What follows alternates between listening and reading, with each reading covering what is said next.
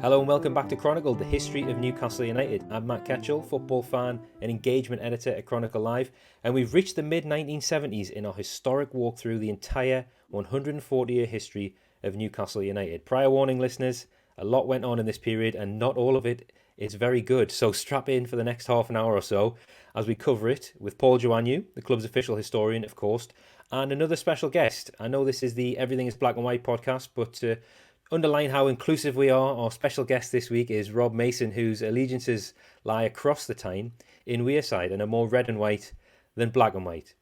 Rob, a warm welcome to the show. Before we get into the episode, can you give our listeners a little bit of a background on yourself and your interest in North East football history? Thank you very much for asking me. I've got, when you say my allegiances are more red and white than black and white, I have to say they're entirely red and white.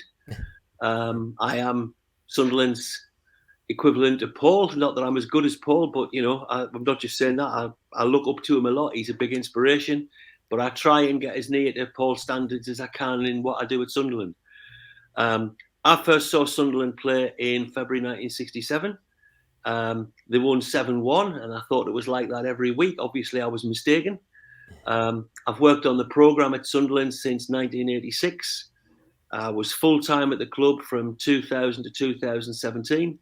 And I did used to watch Newcastle and Hartlepool and very occasionally Middlesbrough in midweek games if there was no Sunderland clash. I no longer do. I live up in Scotland now and I travel down to all of Sunderland's games, but I'm no longer on Wearside where it's just easy to pop up to St James's Park or down to Hartlepool. And my brother even used to train with Newcastle as a goalkeeper. He was the sort of county goalkeeper, but he was sent home from Newcastle for turning up for training one day in a Sunderland top the week after Gary Rowell's hat-trick in the period we're going to talk about today. Obviously, it wasn't the cleverest thing to do, but he was only 15. Oh, dear. That's amazing. What is it with club historians moving to Scotland? Paul's up in Scotland as well. Is that where you all hang out? Yeah, well, maybe, yes. Get away from the limelight of Tyne Wear. Yeah. Well, of course, Sunderland were founded by a Scotsman and have got a very proud Scottish history. But that's not the reason I moved to Scotland. That's just a coincidence.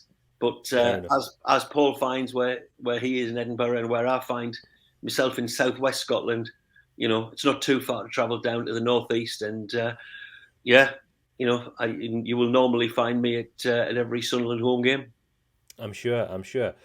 So, Paul, we'll continue on. This episode covers a 6-year period in Newcastle United history, and during which time they jump on the managerial roundabout a bit, don't they?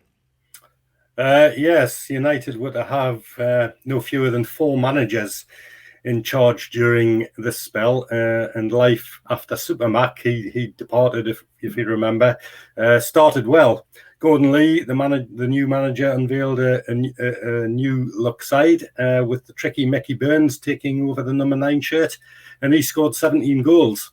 The lineup was generally Mick Mahoney in goal, defence of Alan Kennedy, McCaffrey, Nolte and Nattrass, midfield of Cassidy, Tommy Craig, Barraclough, and up front Burns, Gowling with local Heaton lad, Paul Cannell often finding a place too, with Mickey Burns pushed back into midfield as a deep-lying centre-forward. And that formula clicked. United qualified for Europe, ending in 5th position, and were, in fact, in 3rd spot for a considerable period. Very good. Now, Rob, Alan Kennedy, a Sunderland lad, establishing himself as a Newcastle player, then obviously going on to achieve greatness with Liverpool. He did play over 50 games for Sunderland in the twilight of his career, but how was Alan viewed on Wearside? Well, it was good to have him. He was, as you say, he was a Sunderland lad. There was, as I remember it, there was absolutely no animosity at all about him being an ex-Newcastle player, just as there wasn't when, say, Pop Robson came to Sunderland, another Sunderland lad who started at Newcastle. Alan Kennedy didn't do particularly well at Sunderland, barring one well-remembered game against Carlisle when he scored 2 goals, including an absolute screamer at the Fulwell end. But he was obviously a great player in his time at Liverpool and I think as a young lad at Newcastle. But when he came to Sunderland, he was basically just past it. And he was just another one of Laurie McMenemy's big-name acquisitions that didn't work out. A few years ago, I met up with Alan Kennedy at Liverpool. I worked with the Liverpool historian, a bloke called Stephen Dunn, to put up a headstone to Tom Watson, who Paul will know has a big history at Newcastle. He was the Sunderland manager who led Sunderland to 3 league titles in the 1890s, and then went to Liverpool to become Liverpool's first ever championship winning manager. And he didn't have a headstone. So back in May 2015, on what was actually the centenary of his death, I travelled down to Liverpool with Jim Montgomery as Sunderland's ambassador, because Sunderland and Liverpool had worked together to put up a headstone and paid for it between us to go up there. And Liverpool were going to send along Ian Rush as their club ambassador. And with all respect to Ian Rush, obviously a fantastic player and a fantastic goal scorer, and somebody else who, if I remember rightly, had a spell on Tyneside, I got in touch with Liverpool and said, with all due respect to Ian Rush, could you get Alan Kennedy to come along? He's another one of your club ambassadors, and obviously being Sunderland born and the scorer of the winning goal in 2 European Cup finals for Liverpool, one in a penalty shootout, one from open play, he would be the ideal person. So he came along to that. And I remember we went back to Liverpool afterwards for a cup of tea and a bite to eat, and from Anfield Cemetery, where the gravestone was, by the way. And I remember talking to Alan Kennedy for a good couple of hours, mainly about his reminiscences of playing for Sunderland. And he was pleased to have played for Sunderland. Obviously, it was his boyhood team. He was, where he was from. But clearly, it was a footnote in a career that started fabulously at Newcastle and then reached the heights at Liverpool. Yeah, that's brilliant what you did for Tom Watson, who we did mention, I think, in our first or second episode of Chronicled. It's fantastic that you were able to do that. And I don't think Newcastle or Sunderland saw the best of Alan Kennedy, if we're being honest. Well, at Newcastle he was very good. As Rob said, he was a young lad then, but he burst onto the scene 1974, and 2 or 3 seasons before he went to Liverpool, he was fabulous at left back. Yeah. So, Liverpool wouldn't have signed him if he hadn't been doing well at Newcastle. That's true. Yeah. Sorry, Alan. I've done you a disservice there. I did meet Alan myself, actually, before the 2019 Champions League final in Madrid, and he was very nice and did a picture with me. So yeah, another one who's crossed the Tyne to play for both clubs. Paul, everything seems to be going all right then for Newcastle, finishing 5th in the league. But if we've learned anything on this podcast, the journey through the 140-year history, it's that a bump in the road is never far away for the club, is it? Yes, controversy wasn't far away back then. Gordon Lee shocked everybody, really, and he sold himself to Everton during January 1977, walking out on United. And it was left for his assistant, Richard Dinnis, who was more a school teacher than a football coach, really. And he never played football at any high level. He took charge somewhat after a player revolt forced the director's hand. That season also saw a couple of keenly fought Tyne Wear derby matches in the top flight. Over 50,000 saw United win 2-0 at St James's Park, then draw 2-2 on the Wear side. Sunderland were on their way down, unfortunately. They were relegated that season, yet the Magpies were to soon follow them into the second tier. Oh dear. Rob, anything to add on that from a Sunderland perspective on those derby games? I mean, Tyne Wear derbies are intense enough as it is, but when one side's challenging for Europe and another's vying to stay in the league, I imagine that adds a bit of spice to the occasion. Well, whichever way around it is in terms of which team's doing well and which team isn't when a derby comes around, I mainly subscribe to the cliche that form goes out of the window when it comes to derby matches. Having said that, the away game at St James's, I remember, Sunderland were completely under the cosh and were lucky to just lose 2-0. The reason we only lost 2-0 was because of outstanding performances from Jim Horton and Jeff Clark. Obviously, Jeff later went on to do really well at Newcastle. But Jim Horton and Jeff Clark were absolutely outstanding in central defence for Sunderland that day. Otherwise, it would have been 5 or 6, not 2-0. And that was, from a Sunderland point of view, that was the 4th game in what was one of those club records that Sunderland have got that we'd rather not have. It was a club record of 10 games where we didn't even score, let alone win a game. So confidence was already at a very low ebb. And you were mentioning Alan Kennedy there. If I remember rightly, I think Alan Kennedy scored the second goal on that particular day. In contrast, when the home game came around, the lads were enjoying a tremendous revival, powered by Charlie's Angels. Now, Paul's old enough, and you're probably not, Matt, to remember Charlie's Angels, the television programme. But we had 3 young players who came into the team. One of them a big Newcastle supporter called Kevin Arnott. The other 2 being Gary Rowell and Sean Elliott. They were all discovered by the famous scout Charlie Ferguson, who basically did for Sunderland what Jack Hickson has done for Newcastle. And they were absolutely fantastic. And when Newcastle came to Roker Park at Easter, Kevin Arnott scored one of the best goals I've ever seen in a derby match. But when Jermaine Defoe scored that great volley, from our point of view, not yours, not too many years ago, people were saying that's the best goal I've ever seen in a derby game. And I was saying, well, it was a great goal and it was a winner. But the Kevin Arnott goal for me was probably the best goal I've seen from a Sunderland point of view in a derby game. But it finished 2-2. And I always felt that if Sunderland were very, very lucky to only lose 2-0 at St James's Park at Christmas, we were unlucky to only draw 2-2 at Roker Park at Easter. Fair enough. Now, Paul, it's a good opportunity to interject with a listener question we've had in, which is about Tyne Wear derbies. Anthony has asked about the rivalries. He says, it sounds like they were friendly, almost cordial encounters with Sunderland in the early 1900s. When did it start to change and become acrimonious? Well, I don't think I'd agree they were cordial in the late 1890s and 1900s. Excuse me, neither would I, and that's why I'm laughing. I know Paul knows as well as I do. Yeah, go on. Yeah, there's reading lots of the reports. There wasn't a great friendly rivalry, I don't think, when it came round to the football match. Yes, Newcastle and Sunderland fans away from the game always got on, had a good chat and friendly banter.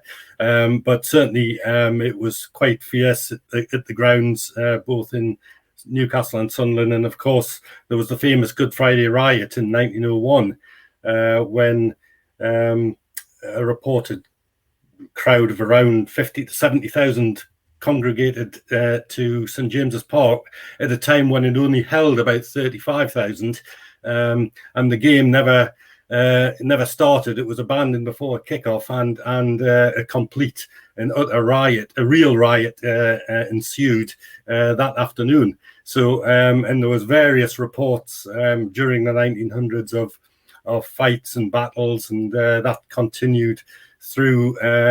Right, unfortunately, up to the current day. But as I say, away from the actual match, people do get on in that there is a friendly rivalry. We'll have a good laugh together with each other's club's fortunes, and I think that's the way it is. The two clubs latterly could certainly start to be a bit more cordial to each other. I think that's been a bit of a failure in the last 10 to 20 years. They've never got on together at a high corporate level, and I think that probably needs to change going forward. Yeah, do you agree, Rob? Absolutely. There's nobody enjoys a bit of Sunderland and Newcastle banter more than me, and a bit of a wind-up more than me, but that's as far as it should go. And we've always got to remember that, we look at how poor the success rate has been in North East football in our lifetimes. It's abysmal, considering how much the teams mean to the two sets of supporters. And you look over the Pennines, you look at not just one city, but two in terms of Liverpool and Manchester, and look at the vast successes that not just one of their clubs has had, but both of their clubs have had. Or you look, other parts of the country who've had fantastic success. And think there's been nothing in Sunderland and Newcastle for nigh on half a century. It's abysmal. So I always think that when Newcastle are doing well, sooner or later Sunderland will do well, and vice versa. But when we're both doing badly, well, there's not perhaps the motivation for either club to say we need to pull our socks up and put our ideas up here. I agree with Paul that the relations between the two clubs at a high level have not been great in recent years. In contrast, I'm not sure about Newcastle's relationship with Middlesbrough, but Sunderland's relationship with Middlesbrough in the higher echelons of the club has been very good. Hopefully, in the years to come, while the rivalry will always be there, the clubs at a high level can get on together. And I'm sure Paul knows, and I certainly know still, of a handful of people who even now have got season tickets at both grounds and will support from the generation when lots of people had season tickets at both grounds. I think that was mainly in the era before it was so easy to get to away games all the time, and lots of people just went to both teams, and they would have their favourites, whether that was Newcastle or Sunderland, depending on where they were from, but there was still the other team to do well. Yeah, that's right, Rob. There still is a handful have got season tickets that I know, but it was in the 60s and 70s and 80s, I suppose, a lot more. And some fans did really support both clubs. However, a lot of them, me included, when I didn't go to a Newcastle away game in the 70s or 80s, I used to go to Roker Park and stand in the paddock or the Fulwell end or whatever, and chuckle away when the opposition scored 2 or 3 goals against Sunderland. It was great. It was a great day out. Yeah, well, absolutely. I mentioned earlier I'd come along to watch Newcastle. I never said I'd be wanting Newcastle to win, but I'd come along and watch. But there wasn't the sort of nastiness about it that Matt's talking about. And in your files at the Evening Chronicle, you will have the Evening Chronicle of May the 7th, 1973, which is the Monday night after Sunderland won the FA Cup. And the Evening Chronicle in those days was a big broadsheet newspaper. And I've got a copy in my files of the Evening Chronicle of May the 7th, 1973. And the banner headline on the front page says, "We've won," because Sunderland had won the FA Cup. I wouldn't expect the Sunderland Echo to say "we've won" if Newcastle won the FA Cup this season, and I wouldn't expect the Evening Chronicle to say "we've won" if Sunderland won a cup this season. And we did win a cup last season, even though it was one we didn't want to be in, and we do have a decent run going on in the League Cup at the minute. So I don't think Sunderland's going to win a cup. It's not cups we're interested in. But the point is that I can't imagine now one of the regional newspapers saying "we've won" when the team from the neighbouring town or city have won a trophy, because it wouldn't sit so well with their readers. But clearly in 1973, the editor of the Evening Chronicle felt it would sit well with the readers to say "we've won" when Sunderland had brought the FA Cup to the North East. Interesting. We'll have to dig that one out. Paul, the head-to-head between both clubs is very interesting. Hundreds of games, and it's extremely close, isn't it? It is. The two clubs have so far recorded 154 senior league and cup meetings, with many more in sundry other fixtures. And the stats show that United have won 53, Sunderland 52, with 49 draws. Even the goals are close. Newcastle 2-2-3 and Sunderland 2-2-8. That's pretty good going after all these years. But during the late 70s and early 80s, both clubs went through difficult periods. Yeah, absolutely. And actually done a bit of research on this. At the time of recording this series, Newcastle and Sunderland haven't met in the League or Cup since they drew 1-1 at St James's Park on the 20th of March 2016. The earliest they could possibly meet again would be in the FA Cup early rounds at the start of 2022. If that doesn't happen, this break in Tyne Wear derbies will be the second longest in both clubs' histories. The longest break, the longest one, I've been having a look, was 14 years, 7 months, from the 3rd of March 1934 to the 9th of October 1948. Of course, mitigating circumstances, the Second World War was going on for 6 of those years. But very interesting that the gap is soon to be the second longest in the history. Yeah, well, I didn't know that, so I doubt we'll get drawn in the FA Cup, but you never know. Well, we might not be able to if we get knocked out in the first or second round. Yeah, very, very true, yeah. Paul, which, to be honest, would suit me. I've got my promotion blinkers on. It's all I'm interested in. Yes. Fair enough. Priorities. Back to domestic issues then, Rob, as you've segued there. Paul, we finished 5th in 1977, as you pointed out. We must have gone into 77, 78 full of hope, but of course should have known better, really, shouldn't we? Absolutely. With Richard Dennis in charge for the new season, Again, with the players' support, but not that of the board. There was very nearly a change during the summer again. But United started with a victory at Leeds, and that was very good. However, they went on a terrible run after that. They lost the next 10 league games and were destined for a relegation battle. The Magpies did return to European competition, though, in that period, in the UEFA Cup. They comfortably went through against Dublin side Bohemians, then met one of Europe's best outfits at the time, a club called Bastia from Corsica, and United lost both legs. They were outclassed by the likes of the Dutch ace Johnny Rep, who was one of the world's best at that time. And how did things play out for Richard Dennis and the board then, with results failing to materialise? Well, it was no surprise after that awful run that Dennis was sacked, and a hardliner took the manager's chair. Ex-England player and a successful past manager of Wolves, Bill McGarry. He was brought in to sort out the problem dressing room and hopefully steer the club from relegation. But a drop back into Tier 2 was inevitable, really, and United slipped down with hardly a fight. Oh dear.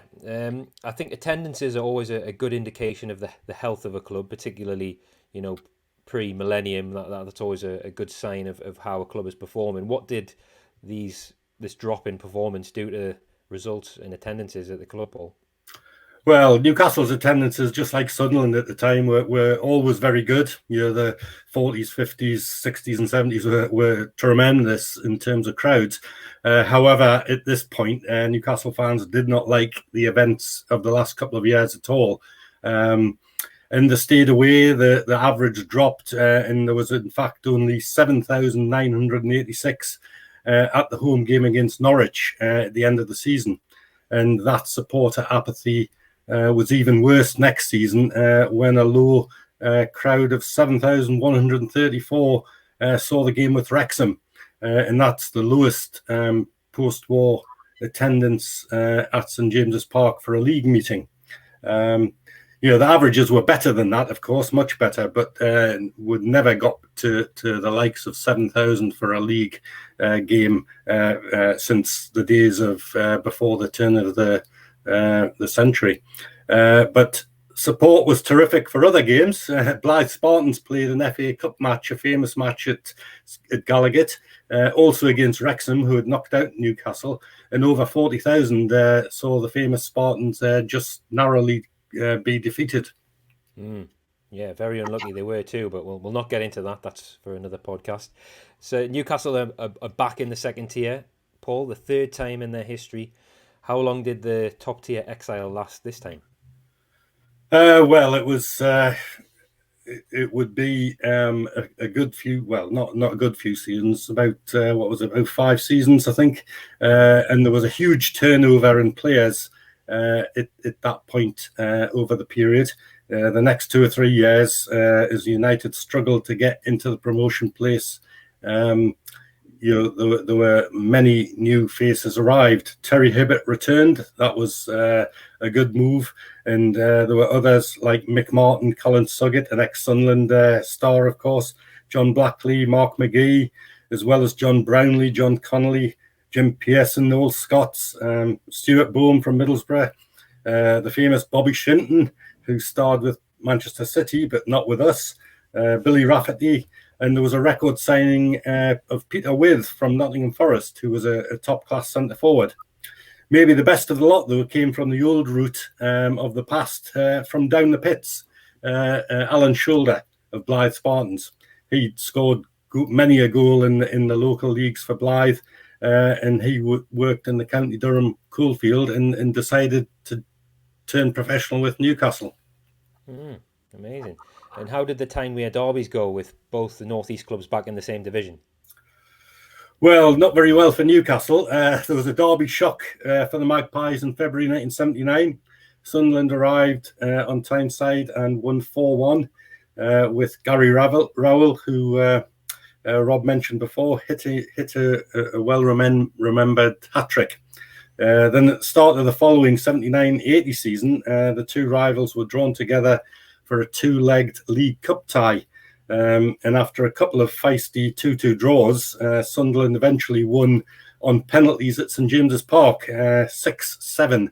And the unfortunate Jim Pearson, such a lovely lad off the field, he missed a kick for United and sent Sunderland through. Rob, as much as I'd like to move on from that section of the podcast, it would be remiss of us not to allow you to talk a bit about those Sunderland wins. Well, yeah, I was at the 4-1. It would have been more had John Bird not hacked Gary Rowell down when he was clean through in the days before it was an automatic red card. Gary Rowell's a very, very good friend of mine. I speak to him frequently. And I've talked to him about that match on numerous occasions. And he said that at 4-1, there was I won't swear, I shall change Gary's language slightly. But he says at 4-1, there was a discussion on the pitch between him and some of the Sunderland players as to whether they were going to try and add to the score or take the mickey. And they decided to take the mickey.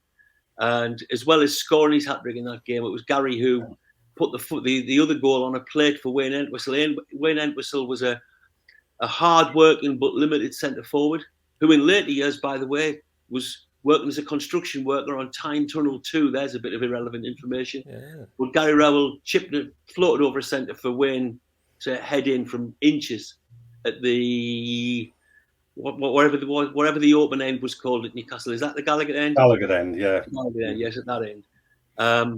When it came to the League Cup ties, they're the two of them. They're the only derby matches in the last half century plus that I've not been at, and that was because I was a student in those days, and I'd spent the summer working as a bin man, and having worked the summer as a bin man, I decided to take my fiancée, now wife, on holiday, and I knew that the League Cup ties were missing. I thought we'll get Lincoln City or somebody, and of course we drew Newcastle, and I was in France trying to find a radio that would pick up Radio 2 that in those days had the football scores on to get the scores. However, from a Sunderland point of view, of course, after a 2-2 draw and 7-6 on penalties, I always like to tell people, at least at Sunderland, that it was the second time Sunderland had scored 9 at Newcastle. I have to say, yes. I have to say, of course, that since then we've lost a lot more big games on penalties than we've won big games on penalties, as I'm sure Newcastle will have done as well. Oh, we certainly have, yes. Paul, was there any derby cheer for Newcastle fans during the period we're covering today? Well, there was. Newcastle got a bit of revenge, winning a spectacular game 3-1 on New Year's Day, when goals from Cartwright, Shoulder and a belter from Tommy Cassidy gave Newcastle the points. Sunderland, though, had the last laugh. United floundered in the promotion race, and the Red and Whites got promoted. So it wasn't all rosy for black and white supporters that season. Yes, I think definitely time to move on. We've spoken at length about Joe Harvey in previous episodes of Chronicled, and Paul, he was controversially moved upstairs in the mid-70s, but did remain involved at the club and briefly found himself back in the dugout to help bridge the gap between McGarry and Arthur Cox, didn't he? Yeah, well, that's right. Seasons 80, 81 and 81-2, it was again a little surprise that McGarry was dismissed after failing to get anywhere near the promotion race, and another new boss arrived. Chesterfield's manager Arthur Cox, who had been Bob Stokoe's right-hand man at Sunderland when they lifted the FA Cup in 1973, arrived as manager, and Stokoe was a great friend of Joe Harvey, and the two of them remained friends long after the playing days and into managerial periods and into retirement. And Arthur Cox was one of Bob Stokoe's right-hand men at Roker Park for a number of years. Yeah, Bob Stokoe, Rob, he's technically a Geordie, born in Mickley, Northumberland, but he's got the unique distinction of having that statue outside the Stadium of Light thanks to his role in bringing the FA Cup back to Sunderland as manager in 1973. Can you tell us a little bit about Bob? Well, firstly, mentioning the statue, it's fair to say that, if I remember rightly, it was the Newcastle United Former Players Association who contributed financially towards the cost of that statue, recognising Bob's role at Tyneside. Bob's daughter, Karen, still comes to most Sunderland home games, although she doesn't live in the area. and his famous cup final Mac red tracksuit and trilby I've got on display in the foyer at the Stadium of Light. Bob was very, very proud, rightly, of being an FA Cup winner with Newcastle in 1955, when his direct opponent Bob was centre half for Newcastle and Don Revie was centre forward for Manchester City. And of course, when the 73 Cup final came around, it was Bob Stokoe versus Don Revie in terms of the managerial stakes. And as I'm sure a lot of people will well know, and Paul will definitely know, there was no love lost between Stokoe and Revie, and that stemmed largely from an attempted bribe Stokoe said that Revie tried to make when Bob was at Bury and Revie was at Leeds. Bob Stokoe was dubbed the Messiah on Wearside. He took over a struggling team. He transformed them, turned them around from a team that when he took over was sixth from bottom of the second division, and went up to, had there been playoffs in those days, Sunderland would have gone into the playoffs, and the way they were playing and who they were beating, having beaten not only Leeds, who were the biggest team around at the time, but also Arsenal in the semi-final, who'd been in the previous two cup finals and done the double in '71. Manchester City, who were the favourites for the cup in the fifth round. Sunderland would have almost certainly got promoted had they gone through the playoffs. Just last week, I was at the memorial service for a chap called Lance Hardy, who was a very big personality when he worked at the BBC. And Lance famously wrote the book Stokoe, Sunderland in '73, which is an excellent book chronicling that cup run, and not just the games, but the social history of the North East and how it fitted in. And when I was at Lance's memorial last week, Dave Watson, who was man of the match in that cup final, was there, together with just about every BBC TV commentator, past and present, from Guy Mowbray to John Motson, you care to mention. And so that was a discussion that we all had just last week about, what it meant, and how the chaps in the BBC were saying, as far as they were concerned, it was the greatest cup final ever. And there was some people who would argue for the Matthews final in '53, although I think as Northeasterners we should rename that the Mortensen final, seeing as Shields born Stan Mortensen actually scored a hat-trick. Yeah, well, I'd agree with you. Yeah. Coming back to Bob Stokoe, I think his greatest quality was his honesty. And Sir Bob Murray, who was at Lance's memorial last week, said to me when we were talking about Bob Stokoe that the clue, and of course it was Bob that brought Bob Murray that brought Bob Stokoe back to Sunderland for his second brief stint. It was Bob Murray that said to me that the clue to how great Bob Stokoe was how many of the clubs he managed had him as manager twice. Bury, Rochdale, Carlisle, Blackpool and Sunderland all had him as manager twice. Only at Charlton did he manage a club for just one spell. And as a winner, both times the Sunderland or Newcastle won a major trophy in England. I'm not forgetting the Fairs Cup, but the last time that Sunderland or Newcastle won a major trophy in England, Bob Stokoe was a key part of both teams. He has to be regarded as a giant of North East football history, not just Sunderland's, Newcastle's as well. Yeah. And from a Newcastle supporter and historian, it's really tremendous to see a Newcastle favourite have a statue at the Stadium of Light. It's superb. Well, absolutely. I mean, you've got to look at down at Middlesbrough as well as George Hardwick, who managed Sunderland. Yeah, outside of there. And Bob Stokoe was a giant of football history, and obviously he was black and white through and through, from growing up and playing for the club. But I think the way he is regarded on Sunderland should put to bed all arguments that you can't come from Newcastle and be a success on Sunderland and be popular in Sunderland. And equally, I think that applies vice versa. If you're good, people will like you, Mm-hmm. Well said, Rob. I love that trivia on Bob managing clubs twice. I wonder if there's ever been a manager who's managed as many clubs twice. So let us know. Get in touch with us if you think there has been, but I would be surprised. There's almost half a dozen clubs there. Paul, how did the landscape look at Newcastle United then as we enter the early 80s? The club seemed to be treading a lot of water in Division 2, not really toying with promotion or relegation when we look back on those league finishes. Well, they found it hard to get into a promotion run, that's for certain. More new players landed at Gallagher. There was a huge turnover. Mick Harford, another Sunderland guy. Franz Koenen from Holland. John Truick for a record fee again. And Imre Berardi, who, like Alan Shoulder, was an excellent buy for 2 or 3 seasons for United. There was also a crop of youngsters to develop from within the club as well. Bruce Halliday, Peter Haddock, Wes Saunders, Neil MacDonald, Kenny Wharton, and Chris Waddle, of course, who became in time a huge star. More on Waddler in our next episode. So apart from not getting into the promotion places, there was a few good players introduced into the side. Definitely. And the club, by this stage, 1980, 1981, they're technically 100 years old, but it started to lose a bit of its spark, hadn't it? Well, yes, they were 100 years old after the club was founded in South Pike way back in 1881. And the 1981-82 season saw the Black and Whites financially in trouble and in need of something special. Money was a real problem to the directors, and they just couldn't get any momentum to get into a promotion position.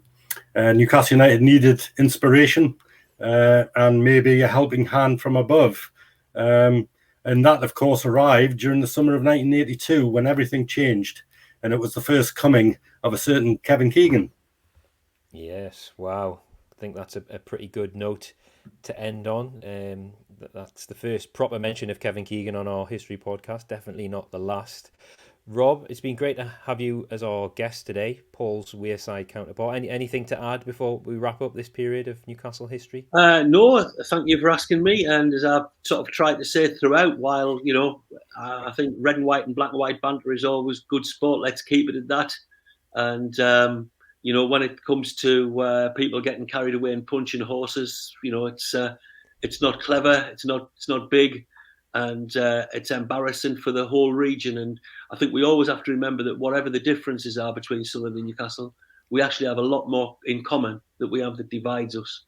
And while we all want our team to do well, I think there is a lot to be said for the North East having some sort of joint spirit, given, as I said earlier, you look at the successes there's been in other parts of the country, while there's been next to none worth mentioning in our lifetimes in Northeast football, although obviously historically, this is Paul's stock in trade and mine, Sunderland and Newcastle have had their own golden eras on more than one occasion in the past. Hopefully there'll be more to come. Absolutely, yeah. Thanks for that. And thanks everyone for listening. If you have any NUFC history stories, observations, facts, stats, memorabilia, you name it, you can email us, theEIBWpodcast@reachplc.com, or you can tweet me. I am at Ketchell on Twitter. Please subscribe to the Everything is Black and White podcast via whichever podcast platform you're listening to us on. Follow Chronicle Live's Newcastle United channels on social media. We're at Chronicle NUFC on Twitter, Facebook and Instagram. Please drop us a 5-star review on iTunes if you can as well. That would be much appreciated. And last one from me, stay up to date with everything Black and White by subscribing to our daily Newcastle United newsletters. These are free, and a link to sign up to them will be in our show notes. If you hit that and scroll down to Sport Newcastle United Updates, select the box, you'll be signed up to receive all the best NUFC content that we're producing here at Chronicle Live. We're putting more and more of these out now with thousands and thousands of Toon fans subscribed. So please join them and see what all the fuss is about. Thanks so much for listening to Chronicled, the history of Newcastle United, with me, Matt Ketchell, Paul Joannou, and our special guest, Rob Mason.